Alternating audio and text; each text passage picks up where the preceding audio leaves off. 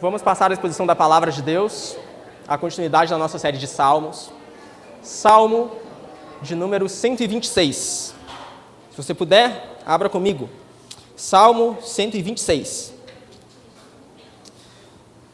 Começamos no início de janeiro a meditarmos os cânticos de peregrinação, que são uma seção do livro de Salmos, compreendida entre o Salmo 120 e o Salmo 134.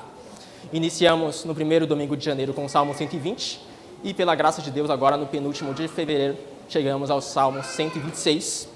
E, se Deus quiser, semana que vem, daremos uma pausa, ou melhor, continuaremos até semana que vem, mas em março teremos uma pausa nessa série e teremos uma série especial de Páscoa. Mas hoje, Salmo 126. Faremos a leitura do capítulo completo. Salmo 126, versículo 1, diz assim, a palavra de Deus. Você pode acompanhar em sua Bíblia ou mesmo aqui na tela. Quando o Senhor restaurou a sorte de Sião, ficamos como quem sonha. Então a nossa boca se encheu de riso e a nossa língua de júbilo. Então entre as nações se dizia, grandes coisas o Senhor tem feito por eles. De fato, grandes coisas o Senhor fez por nós, por isso estamos alegres. Restaura, Senhor, a nossa sorte, como as torrentes no Neguebe. Os que com lágrimas semeiam, com júbilo ceifarão. Quem sai andando e chorando enquanto semeia, voltará com júbilo trazendo seus feixes. Até aí, a leitura da palavra de Deus. Vamos orar? Senhor, obrigado. Estamos diante da Tua palavra, o momento mais importante do nosso culto, que é a exposição do que o Senhor pretende comunicar ao seu povo. Portanto, que o que o Senhor pretende comunicar ao seu povo seja fielmente proclamado aqui, e nada mais do que isso. Ajuda-nos a compreendermos a Tua palavra, dá-nos graça, vida e luz. No nome do Senhor Jesus. Amém. Irmãos, conta-se a história de um casal de irmãos. Um homem, ele tinha algum problema com mudanças na sua vida. Esse homem, ele tinha problema porque quando tudo parecia um grande raio de sol, quando tudo parecia ir muito bem, então ele estava feliz, estava contente, estava alegre. Mas então, quando tudo na sua vida começava a desabar, quando então as tristezas começavam a surgir, então ele largava tudo aquilo que ele praticava anteriormente. Ele não lia mais a sua Bíblia, ele não orava mais, ele não ia mais à igreja, porque agora tudo estava indo mal. E se Deus estava, ou melhor, se tudo estava indo mal, ele entendia que Deus estava contra ele. Então, as circunstâncias mudavam e ele mudava também. As circunstâncias mudavam e a sua fé era abalada. No momento ele estava firme, mas então as circunstâncias mudavam, então ele se enfraquecia. Ele tinha uma irmã, muito parecida com ele, mas o contrário. Essa irmã, quando ela estava passando por momentos difíceis, então ela orava, ela clamava, ela pedia a Deus para que ajudasse, ela ia à igreja, lia as Escrituras, então ela clamava intensamente a Deus quando tudo estava indo mal. Ela clamava, sim, afinal, os momentos de desespero faziam com que ela buscasse a Deus. Mas então o momento de desespero passava, as circunstâncias mudavam, então a irmã deixava de buscar a Deus. Ela deixava de ir à igreja, ela deixava de orar e deixava de clamar. Veja, eram duas pessoas opostas no primeiro momento, mas duas pessoas que mudavam de acordo com as circunstâncias da vida. Duas pessoas que eram abaladas de acordo com a circunstância. No primeiro momento, alguém pode diagnosticar esse casal de irmãos como bipolares, mas isso seria uma definição muito superficial. Outros poderiam dizer que eles eram inconstantes espirituais e, portanto, eles não tinham constância e viviam como ondas no meio do mar, que talvez, mas também falar de constância aqui também talvez seja algo superficial. Talvez nós possamos entender que ambos tinham um problema de adoração. E, bom, o livro de Salmos tem muito a nos dizer sobre adoração. Nós já falamos aqui que o livro de Salmos enfatiza o tema da adoração. E que os cânticos de peregrinação são cânticos de adoração de peregrinos. E, portanto, muito nós temos a entender sobre o que está acontecendo no coração dessas pessoas nesses momentos. Eles possuem um problema de adoração. Porque eles adoram o eu acima de Deus. Se as circunstâncias mudam, então, em sua mente, isso lhes dá o direito de tirar a sua espada de madeira da bainha, levantar contra os céus e bradar contra Deus, clamando com que ele saia do seu trono. Veja, se o nosso eu está acima de Deus na nossa adoração, então as circunstâncias vão mudar e nós vamos ficar revoltados também. Contudo, o Salmo 126, ele nos ensina a nos mantermos firmes, independente das circunstâncias, pois existe um Deus soberano que está assentado no seu trono e guia todas as coisas segundo o propósito da sua vontade. O Salmo 126, ele é dividido em 2 estrofes. Você pode observar isso na primeira leitura, quando você vê que existe um espaço entre o versículo 3 e o versículo 4. Na tela não dá para ver isso, mas em sua Bíblia você pode ver que são 2 estrofes. Existe um espaço entre o versículo 3 e o versículo 4. Ou seja, o Salmo 126, ele é dividido em 2 estrofes. A primeira estrofe, versículo 1 ao 3, o salmista louva a Deus pelos seus feitos poderosos e grandiosos. Mas no versículo 4 ao 6, o salmista louva a Deus e adora a Deus, mesmo em meio às lágrimas. Veja, a circunstância não abala a fé do salmista. Portanto, nós temos muito a aprender com o Salmo 126 sobre a adoração. Nós temos hoje 2 lições para retirar desse texto. A primeira é: verdadeiros adoradores exaltam a Deus pelos seus feitos grandiosos. Isso é muito importante.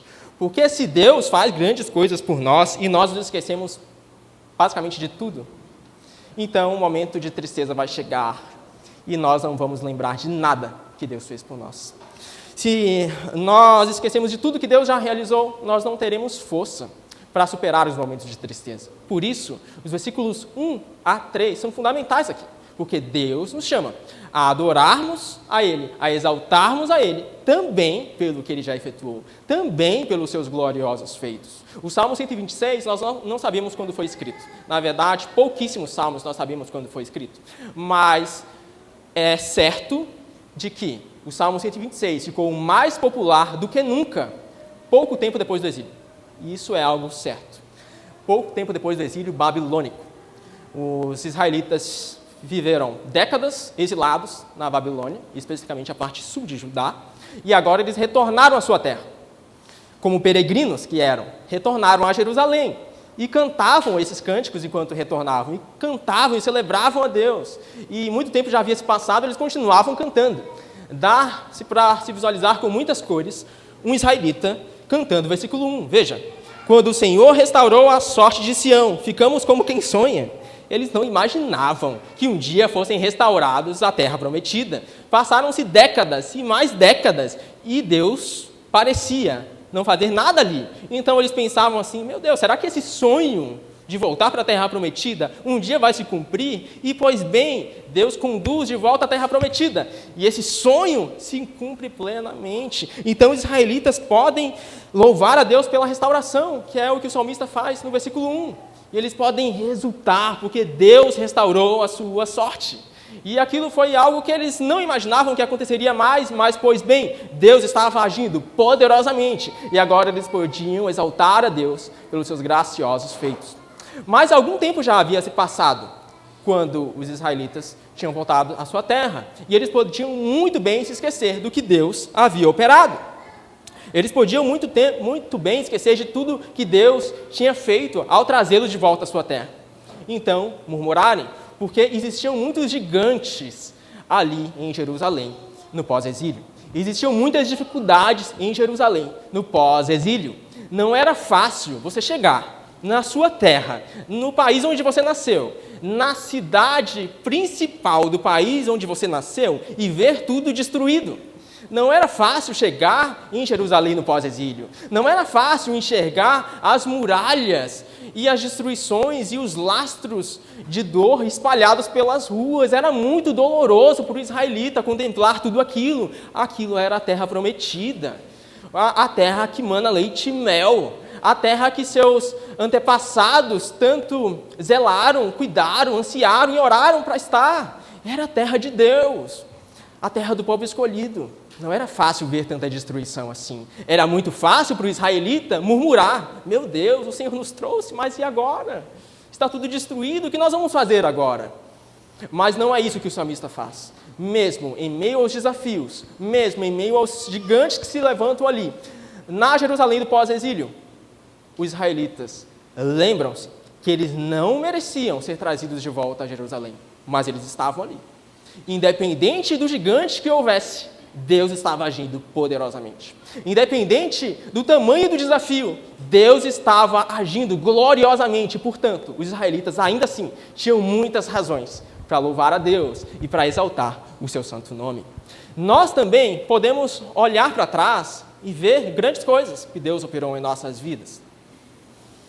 Se nós estamos aqui, não conheço seu coração, não sei da sua caminhada, mas se nós estamos aqui, é um sinal do cuidado de Deus. Mesmo que o nosso coração, supomos, não tenha sido alcançado ainda, o mero fato de nós estarmos aqui ouvindo a palavra de Deus é um sinal do cuidado de Deus por nós. O mero fato de nós sermos trazidos aqui por Deus ao ouvirmos a exposição de sua palavra é um sinal da graça de Deus sobre nós. E talvez você olhe para trás e veja mais, talvez você tenha tido seu coração alcançado, convertido já há muito tempo, inclusive. Então você louve a Deus por isso, pela sua graça soberana que te alcançou, e talvez você possa se lembrar dos tempos de outrora e como você era diferente antes da sua conversão, e ver a mudança que Deus operou, e louvar a Deus por isso também. Mas é muito fácil, quando surgem os desafios da vida, nós nos esquecermos de tudo que Deus já fez. É muito fácil nós nos esquecermos de tudo que Deus já operou. Não sei quantos anos você tem de caminhada, talvez você seja um novo convertido, ou talvez você já tenha décadas de conversão, mas independente de quanto você já tenha caminhado, Deus já operou em sua vida. Deus já agiu poderosamente em sua vida. E você pode olhar para trás e ver a graça de Deus se manifestando em sua vida. E nós devemos nos relembrar disso em todo o tempo. Pois se nós nos esquecermos do que Deus já fez, nós não teremos força, fôlego, para continuarmos andando quando surgirem os desafios. Não teremos ânimo quando surgirem os gigantes da vida, porque nós não vamos lembrar do que Deus já fez e, portanto, não teremos força para continuarmos caminhando.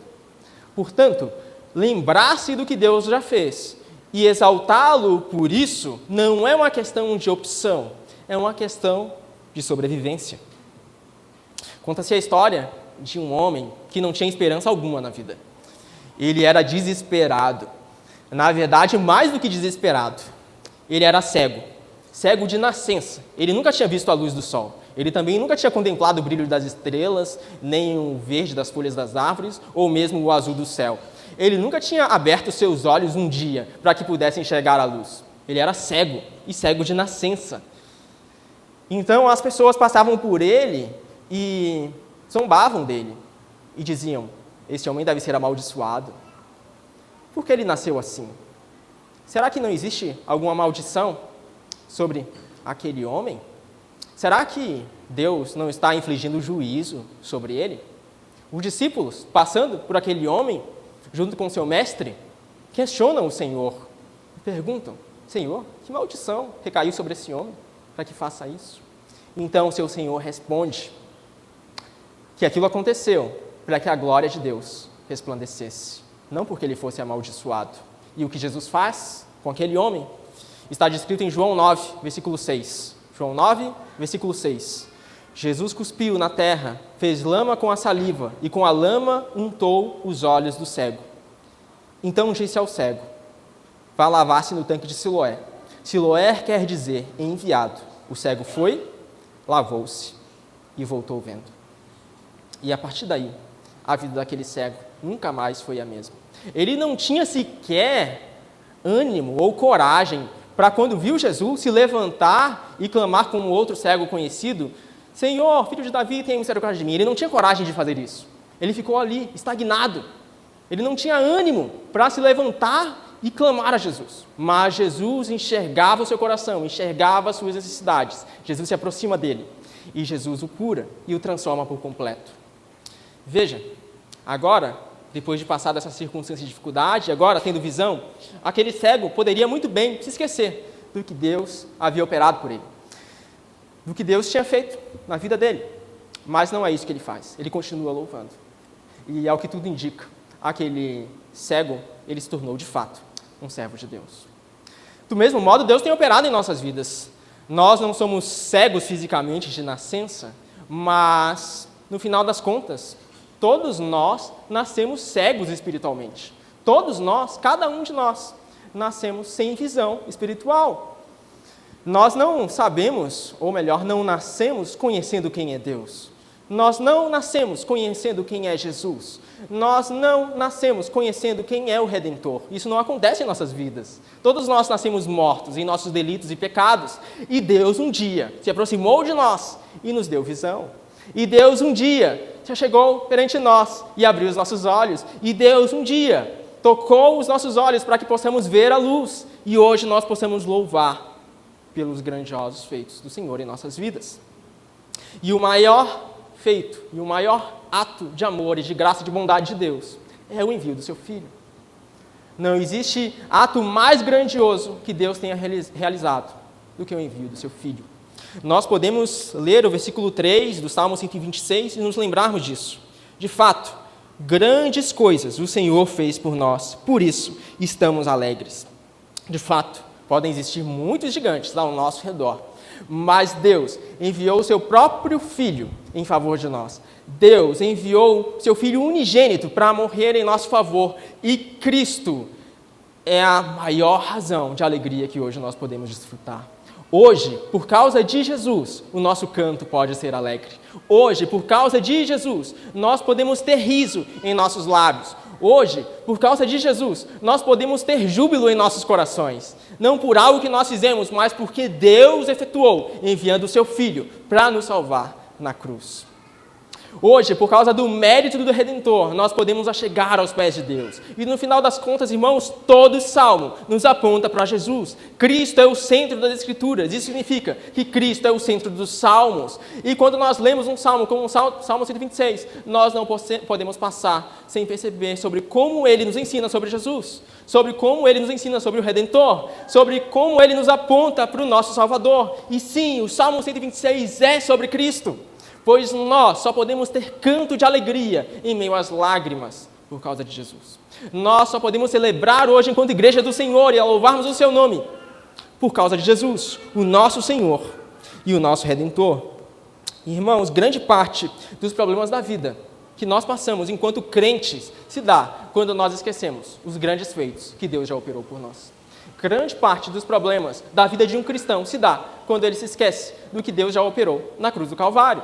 Grande parte dos problemas da nossa vida diária, do dia a dia, se dá quando nós nos esquecemos da grandiosa obra da cruz do Calvário.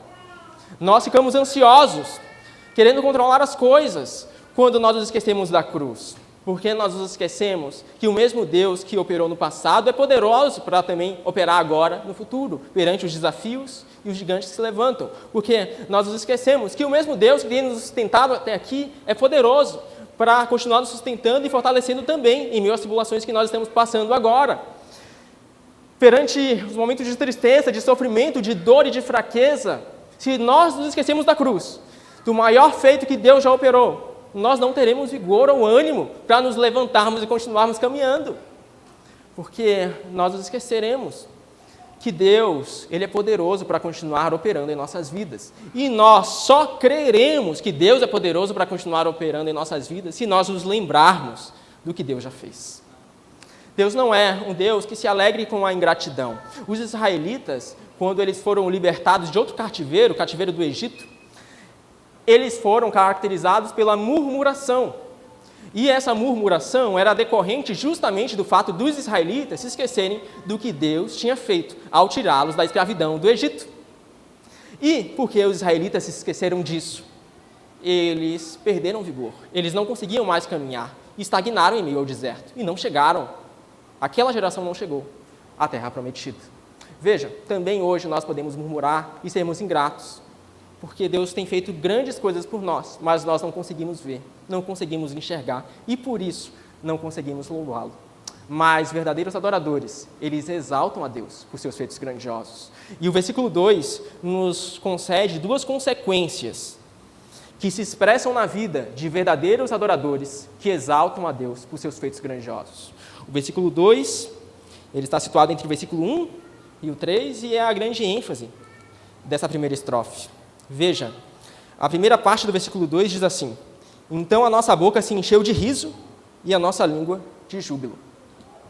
A primeira característica de um verdadeiro adorador, que exalta a Deus pelos seus feitos grandiosos é que ele, mesmo em meio às lágrimas, ele tem seus lábios cheios de riso. Ele tem um canto de alegria. E aqui, a alegria não significa necessariamente que você vai sorrir sadicamente quando tudo vai mal ao seu redor. Não se trata disso. Alegria e júbilo aqui se trata de um estado de espírito interior. Um estado de espírito que confia que Deus é soberano. E por mais que hajam lágrimas agora, e por mais que nós, exteriormente, não conseguimos sorrir agora, nosso estado de espírito é de contentamento. Nós estamos contentes porque Deus nos libertou. Nós estamos contentes porque sabemos que temos um Deus soberano que nos sustenta cada um dos nossos dias. Nós estamos contentes porque sabemos que Deus reina sobre tudo e sobre todos. E por mais que hajam lágrimas agora, a vida não acaba nesse mundo. E se for essa vida que nos separa da alegria exterior, pois bem, temos uma eternidade pela frente, pois a vida não se limita a essa era. Deus nos chama a vivermos a luz da eternidade, pois se Cristo, o nosso Senhor, Ele morreu na cruz e ressuscitou, Ele vai voltar mais uma vez para nos buscar. E quando Ele voltar, então ali não haverá mais choro, não haverá mais lágrima, haverá plena alegria, haverá contentamento perfeito. Então, a primeira característica de um verdadeiro adorador é que ele é contente, ele está satisfeito, mesmo em meio às lágrimas, pois ele sabe que Deus é soberano e Deus soberanamente cumpre os seus planos.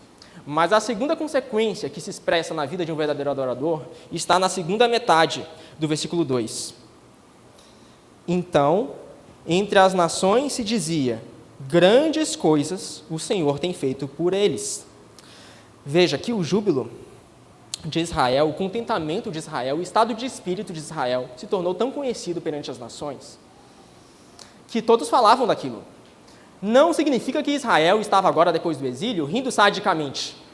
Não significa que agora Israel estava, depois do exílio, saindo por aí, pulando de alegria perante aquele rio de dor. Não, mas que eles estavam contentes, que eles estavam satisfeitos, que eles sabiam que Deus é soberano. E por isso, todas as nações ao redor que viam aquilo, falavam do que Deus havia operado em Israel. Então, se nós somos verdadeiros adoradores que exaltam a Deus pelos seus feitos grandiosos, nós iremos testemunhar publicamente do poder de Deus. Não de um modo privado, restrito, de modo que meia dúzia de gatos pingados venham a ver, mas se nós somos afetados pela glória de Deus, nós vamos testemunhar com ousadia e coragem, porque Deus tem feito grandes coisas por nós. Então todos verão. Então muitos virão e também ouvirão a palavra de Deus por causa do nosso testemunho.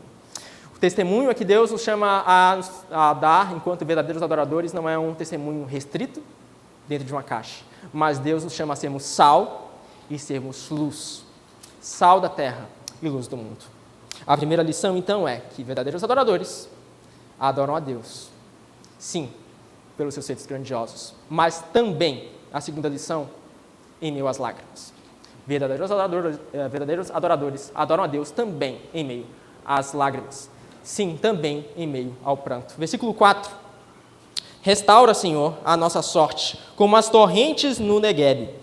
Quando o salmista escreve o Salmo 126, nitidamente, não é um sorriso exterior que está caracterizando ele, mas lágrimas. Possivelmente, se você enxergasse o salmista, ou melhor, escrevendo o Salmo 126, você veria alguém cheio de lágrimas, chorando, em pranto. Mas em meio às lágrimas, ele não desanima, porque ele sabe que o Deus que operou no passado é poderoso para continuar operando agora.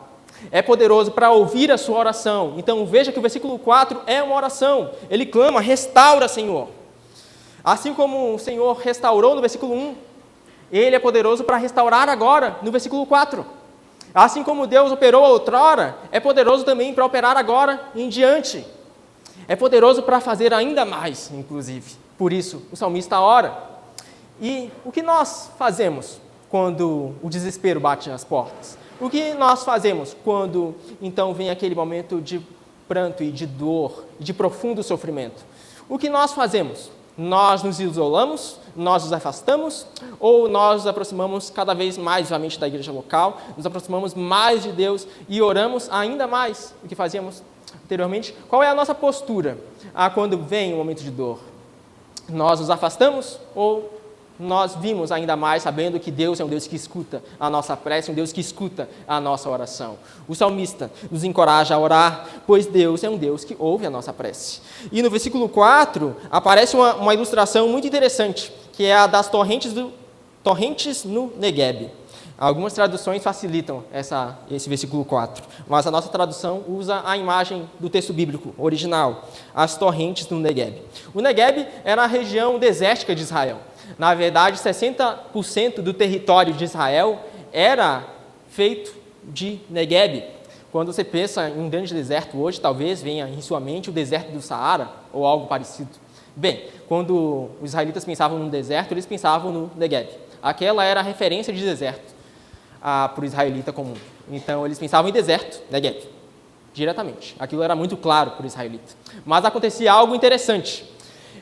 O Negueb, ele tinha e tem até hoje uma estrutura geológica, muito interessante, de modo que quando chove, torrentes se formam com uma facilidade muito grande. E assim, não é uma torrente fraca, ela irrompe com toda a força por todo o Negueb. E o Negueb é uma região grande, é um deserto grande, que ocupa 60% do território de Israel. Então perceba a imagem que vem à mente do salmista quando ele escreve o versículo 4. A imagem de chuva, água, com muita força, cruzando um ambiente totalmente árido. E é por isso que o salmista está clamando. O salmista está clamando: Senhor, restaura. Como o Senhor concede aquelas torrentes lá no Negueb, em meio à sua aridez, restaura-nos também. Veja, o salmista não nega a realidade. Ele reconhece que a vida cristã, muitas vezes, é caracterizada pela aridez. Ele reconhece que a vida cristã, muitas vezes, é caracterizada por deserto.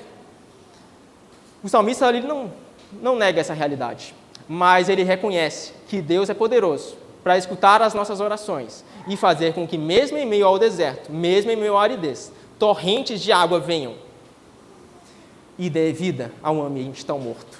Portanto, qual é a nossa súplica? Nós clamamos em meio ao deserto? Nós clamamos em meio à aridez? Nós continuamos suplicando quando vêm os momentos difíceis? Ou nós nos esquecemos que Deus é poderoso para operar, mesmo em meio ao deserto? Nós podemos lembrar que Jesus, ele foi ao mais profundo deserto. Ele esteve no Negueb. Jesus foi levado pelo próprio Espírito ao Negueb, ao deserto, para ser tentado, não por um dia, mas por 40 dias e 40 noites. E Jesus ali levou as tentações e as provações mais difíceis que nós podíamos imaginar. O próprio Satanás, em carne e osso, apareceu para tentá-lo em meio ao deserto.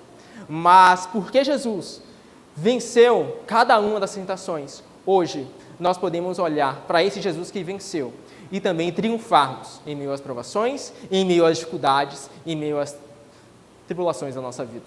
Porque Jesus venceu a tentação em nosso lugar, porque Jesus desceu ao mais profundo abismo, nós também hoje podemos clamar sabendo que Deus é um Deus que ouve e que escuta a nossa prece. Porque Jesus, ele foi ao mais profundo deserto, ao mais profundo abismo, para morrer numa cruz em nosso lugar. Hoje, em meio ao sofrimento, em meio às lágrimas, nós podemos orar sabendo que Deus é um Deus que ouve, é um Deus que se aproxima. E assim, nós também podemos orar o versículo 6, que diz: quem sai andando e chorando enquanto semeia, voltará com júbilo, trazendo os seus feixes.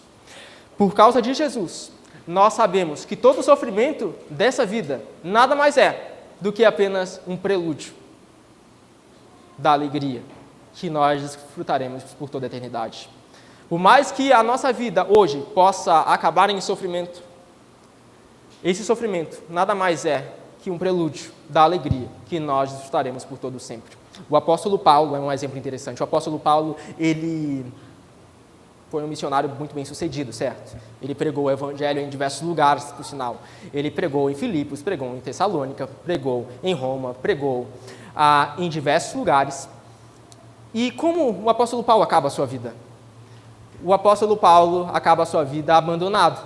O apóstolo Paulo acaba a sua vida sem amigos. O apóstolo Paulo acaba a sua vida numa prisão, martirizado. Veja, no primeiro momento nós podemos questionar, puxa vida, então quer dizer que Deus não restaurou o apóstolo Paulo? Acabou assim, em sofrimento, em dor, em angústia? Acabou desse modo, justo com o apóstolo Paulo? Mas veja, o sofrimento dessa vida é apenas um prelúdio da glória que nós desfrutaremos por todo sempre, porque Cristo venceu em nosso favor. O sofrimento dessa vida é apenas um prelúdio daquilo que nós desfrutaremos com Deus para todo sempre.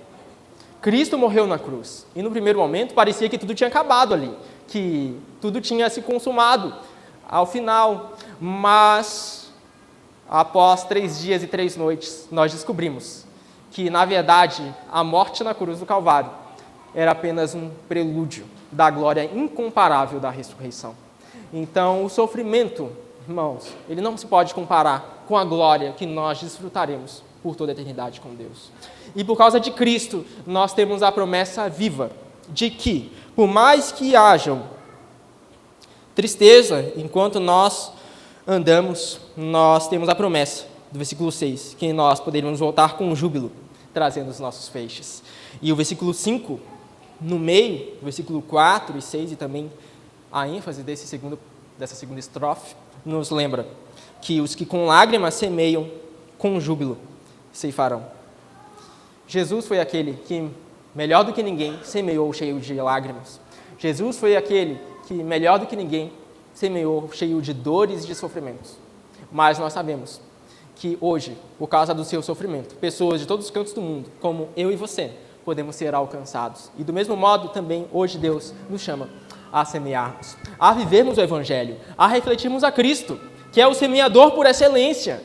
E aqui, por mais que em meio às dores e às lágrimas, nós continuemos firmes, pois, de fato, a vida não acaba no agora, mas existe toda uma eternidade pela frente. E Deus nos chama a juntarmos tesouros, não dessa vida, mas do porvir.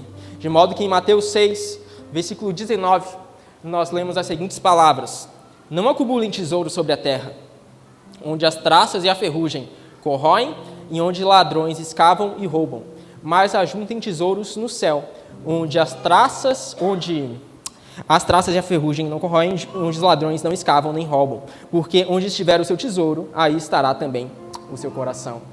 Nós somos chamados a juntarmos não tesouro nessa vida, não tesouro no mundo do agora, mas nós somos chamados a vivermos sacrificialmente, como nosso Senhor viveu. E às vezes viver sacrificialmente demandará dores. Semear a semente do Evangelho em obediência a Deus, onde quer que Deus nos chame a fazer isso, demandará dores.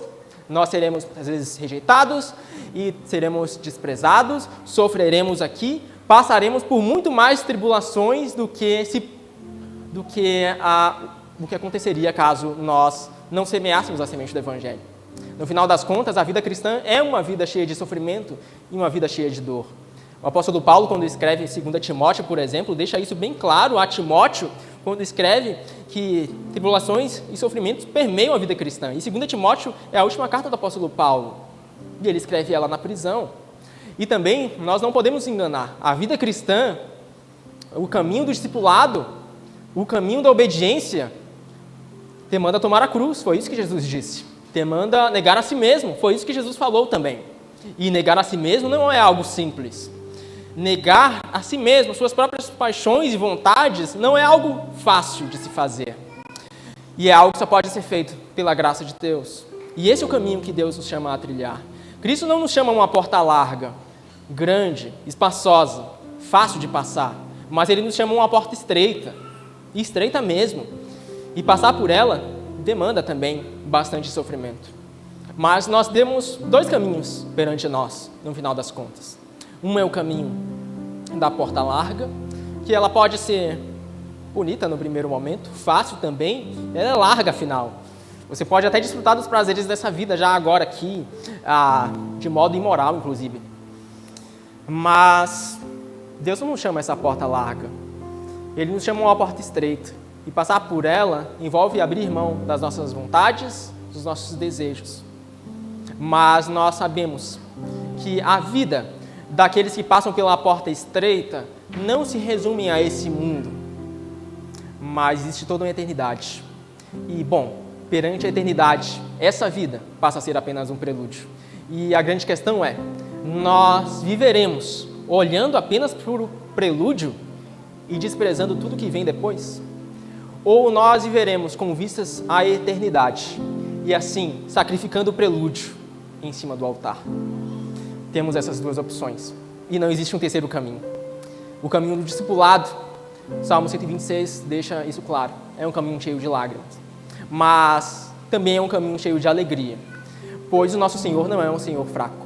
Se Ele nos chama, Ele também é fiel para nos capacitar. Se Ele nos chama a sermos obedientes, Ele é fiel também para nos dar força em meio à caminhada. Se Ele nos chama hoje a andarmos pela porta estreita, Ele é fiel também para nos dar graça, para que mesmo nos momentos de vale, de profunda dor e sofrimento, nós possamos continuar firmes. Deus é fiel para nos sustentar.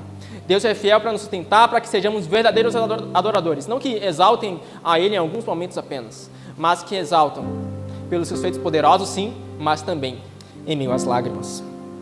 Filipenses 4, versículo 11, é uma carta do apóstolo Paulo, quando ele escreve aos filipenses dentro de uma prisão. E ele diz assim, Filipenses 4, versículo 11: aprendi a viver contente em toda e qualquer situação. Sei o que é passar necessidade e sei também o que é ter em abundância.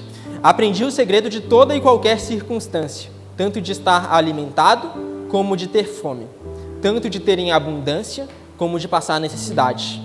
Tudo posso naquele que me fortalece. Bem, essa passagem tem sido muito distorcida, é verdade. Alguns a veem como tudo posso naquele que me fortalece, como que a vida cristã fosse um céu na terra.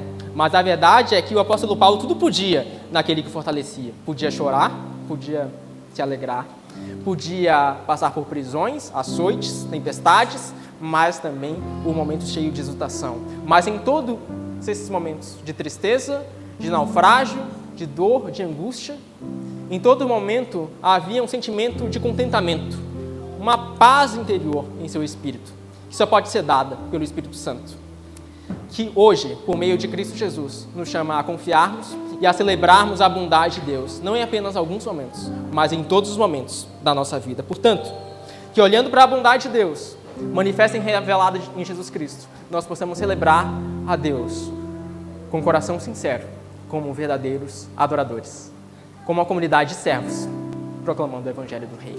Amém? Vamos orar? Senhor, obrigado. Nós temos muitas razões para te agradecer. Nós te agradecemos pela salvação das nossas almas. Nós te agradecemos pela redenção que há em Jesus Cristo. Nós te agradecemos porque o Senhor enviou o teu Filho para morrer na cruz em nosso favor. E porque Jesus morreu na cruz em nosso favor, hoje nós podemos ser salvos e redimidos e transformados e ficados transformados. Obrigado por isso. Portanto, que não nos esqueçamos do que o Senhor já operou por nós.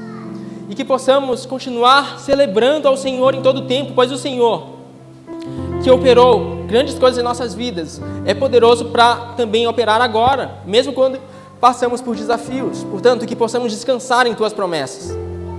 Que possamos descansar no Teu braço forte. Que possamos celebrar a Tua bondade. Que possamos exultar no Teu nome e termos contentamento em todo o tempo. Que possamos olhar para Cristo, que levou na cruz o maior dos sofrimentos, e confiarmos, pois o Senhor nos chama a vivermos a luz da eternidade. E, portanto, os sofrimentos dessa vida não nos façam passar desapercebidos perante a grandiosa manifestação da Sua glória. Nos ajuda a contemplarmos a Sua luz, nos ajuda a proclamarmos o Evangelho, a testemunharmos o Teu grande poder, a andarmos contentes em toda e qualquer situação, em meio aos momentos de vale e também os momentos de montanha. Em todos os momentos de nossa vida, dá-nos de perseverarmos com fé, com os olhos em Cristo Jesus, o nosso Senhor. E assim, possamos ser também instrumento Seu na vida uns dos outros, para fortalecermos mutuamente. Que possamos ser encorajados por Sua palavra, que possamos viver a Sua palavra, que possamos proclamar a Tua palavra, que ela encha os nossos corações e que pelo Teu Santo Espírito possamos ver Cristo habitar o centro de nossas vidas. Que possamos assim Te louvar como verdadeiros adoradores, exaltando e exultando no Teu santo nome. No nome do Senhor Jesus. Amém e amém.